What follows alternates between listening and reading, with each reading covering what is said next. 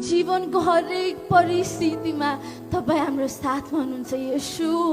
सुखको घडीमा, दुःखको घडीमा, सङ्कष्टको घडीमा तपाईँको आत्माले हामीलाई सधैँ डोर्याउनुहुन्छ र तपाईँ चाहिँ असल गोठाला यस संसारमा कोही पनि छैन येशू।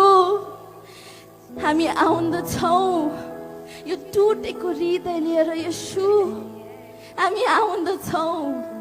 हामी त अयोग्य थियौँ, अयोग्य छौँ, तर तपाईँले योग्यको बनाउनु भएको छ। हामीलाई डोराउनुहोस् येशू।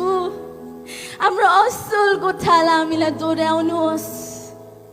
हाम्रो गन्तव्य भनेको यहाँ नजिक होइन, हाम्रो गन्तव्य भनेको त्यो महान ठाउँमा छ जहाँ अनन्त शान्ति छ, जहाँ अनन्त सुख छ येशू।